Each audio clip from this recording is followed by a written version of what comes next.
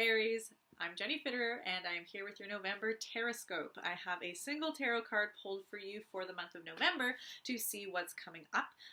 The first 2/3 of November is Scorpio season, and then we have Sagittarius season at the end of the month. So that's what's going to be coming up. And the single card that I have for you is 1, 2, 3, 4, 5, 6, 7. The 7 of Cups reversed. So this is the way that he looks, the right way up. So we have this figure, this kind of man. He's very, not very distinct. He's kind of painted, and he's holding up these cups. And inside these cups, there's all these different kinds of things. And then all around, there's this kind of shadow, either like a face, a head, or just a kind of light aura. Hard to say. And it came out upside down like that, okay? So I'm just going to go to the big book, see what the 7 of Cups has for you this month. Okay, 7 of Cups. Live your dream. This card stands for having reached a new peak of development. Worlds beyond imagination open up. We dance with our dreams and are victims of ever-changing illusions. The card shows the resurrection scene from the Eisenheim altarpiece by Matthias Grunwald. It is also a picture puzzle showing man as master, sculptor, and creator of his desires and needs. The central figure is framed by the outline of a big head. Maybe it's all in your head. Is reality only a figment of your imagination? Is your life lived purely symbolically? The 7 Cups are fashioned after the Rider-Waite Tarot. Their contents are rather sketchily drawn, emphasizing their symbolic character. The 7 Cups represent the promising yet deterrent character of gifts and presents. The head evokes not only beauty, but also vanity. The tower-like castle represents might and greatness, but also arrogance and loneliness. Pearls and precious gems speak for themselves as objects of beauty, but also point to a passion for grandeur. The next cup contains a laurel wreath, symbolizing success or futility, a funeral wreath, or the laurels of victory. The dragon stands for the forces of the underworld, which could devour you or bring you luck. The serpent represents not only wisdom, but also falseness and base instincts. The 7th cup is empty, hinting at new possibilities or chances missed. There is nothing left but to fathom the depths of your own needs and personal goals. Sometimes your greatest longing and most unrealistic yearning turns out to be the most appropriate desire. Other times, the smallest of temptations and the most harmless of promises might turn out to be evil. Practical advice. Examine your fears and follow those desires that contain the most energy. Judging by the fruit of your desire, you will realize what is right and what is wrong. Create and live according to your own set of rules, especially in matters of the heart and in regard to your most intimate desires. Okay, Aries.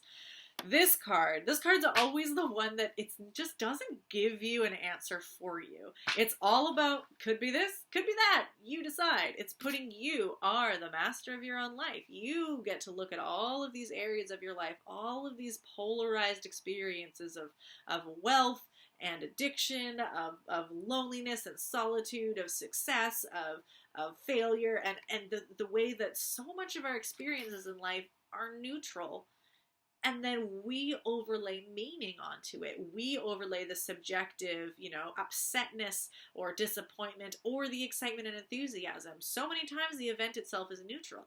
Or we live and we are beings of choice that we don't get to know the future. So we get to this crossroad of choice of do we do this or do we do that? And you get to decide.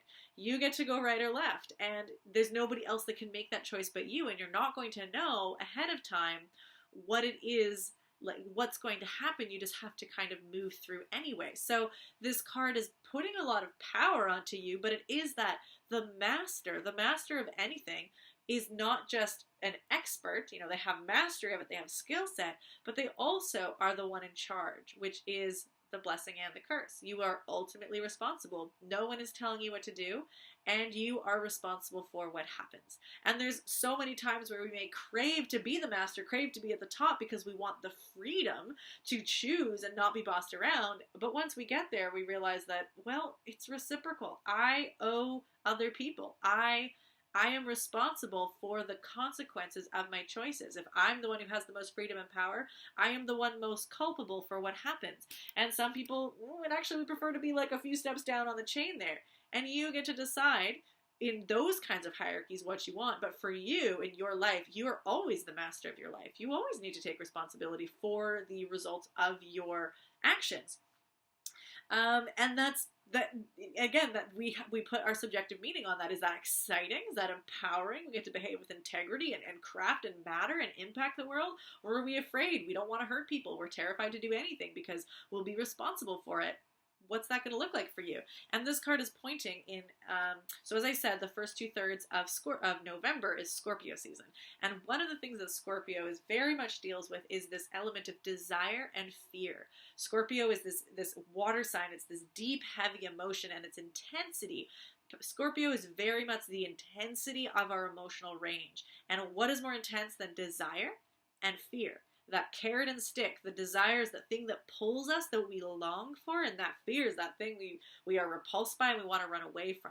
Those are two very extreme things that motivate us, and Scorpio season is a very typical time for those to come more to the forefront, where things that we've been afraid of or trying to repress or hide, they come up and show themselves, and how are we going to respond when faced with our fears, with our triggers, with our traumas? What do? Do we shove it all back down again? Do we get angry and combative? Do we blame? Do we take responsibility? Do we crumble? Do we push through? Like, there's all these kinds of things. We get to see what we do. And then there's also desire. Desire is also something we can repress. Repression isn't only repressing what's bad. We can really often repress what's good. Gaslight ourselves, say that we don't deserve that, or we were told that we'll never succeed, and we push down that which we really love in order to perform and jump through the hoops of things that we don't really care about. So Scorpio season brings all of it up. What you desire and what you fear. It's going to face you, and then you get to make your choice. So this season is looking like a lot of choice for you, and being presented with it, and then owning the fact that you're responsible for what it is that what you're going to do with that, how you're going to take it. So and I'll just hone in on this one other last line here, which is, judging by the fruit of your desire, you will realize what is right and what is wrong. And I think that this is something that we overlook a lot, or depending on if you have a hard time taking action on things, is we want to know what's right and wrong before we act. But a lot of some things, maybe we can have a stronger kind of sense of morality, that it's right or wrong, and you can know it ahead of time. But a lot of the time we don't know if the tree is healthy until it bears fruit. So we have to take choices and be in action, and then see what happens. And then if it's a delicious, wonderful thing, we can say, awesome, that was a great choice. I'm so happy. I get to reap the reward.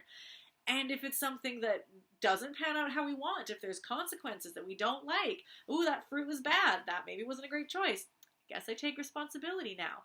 We really like to know what's going to happen before we do anything, or at least a lot of people do. And that can be really paralyzing. So Aries, for you, this may be true for you, because one of the aspects of Aries is being able to take action, being quite impulsive, often not thinking before you act, which might get you into trouble sometimes when it just seems like a good idea and you go for it.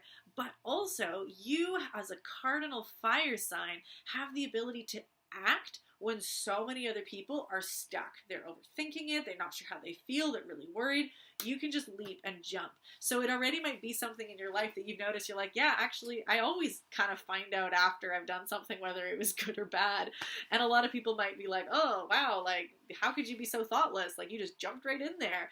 And that, sometimes maybe a little bit more due diligence would be okay. But ultimately, as long as you are, the important thing is that you take responsibility for what happens. If you're impulsive and you jump in and you just kind of just go for what feels right, that's not right or wrong. That just is.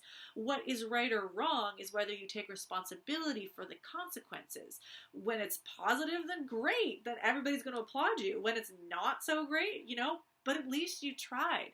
A lot of other people might have it on their resume that they've never caused an issue because they've never done anything. They've been frozen because they want to wait until they know what will happen to act, and rarely you do.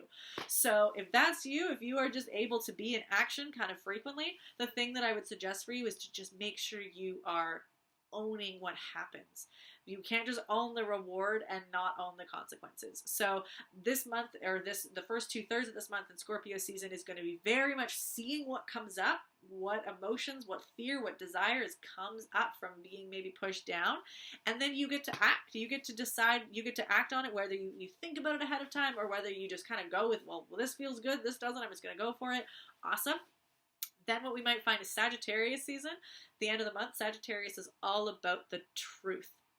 And one aspect of accountability is being clear of what's true. So if something bad happens, just be honest about it, or be honest that something happened. And if something amazing happened, then you can be honest about that too. Shine the light of truth of what is, no matter what the consequences are. So towards the end of the month might be when you start to see a little bit more, or at least some beginning of that kind of fruit budding of, was this a good idea or not? And I'm even going to pull back what I just said. I'm not even going to say, was it a good idea or not, and put that judgment on it. It's just, what were the consequences? Or the consequences have some challenges, or the consequences feel really great.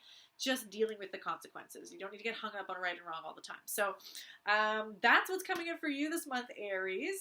Looks really excited. And I'm just going to say what I first saw when I held this upside down is this just looks like a really big flame, like a nice fireball here. If you've ever seen like Howl's Moving Castle, it's like a little calcifer here. Reference, if you don't get it, that's fine. Just go with it. It's a little fireball. So the Aries kind of spark of life feels really kind of connected to this card. So enjoy being the master of your own life, and that mastery includes responsibility. And yeah, so if you want any more assistance, or you want to be a little bit more aware of some of the planetary forces that are happening this month, so you're just a little bit more informed before you leap into what's going to happen, my Scorpio season Pay What You Can forecast is up and available on the YouTube channel and my website, so I would love it if you check that out. I appreciate all donations. They help me to keep making this content.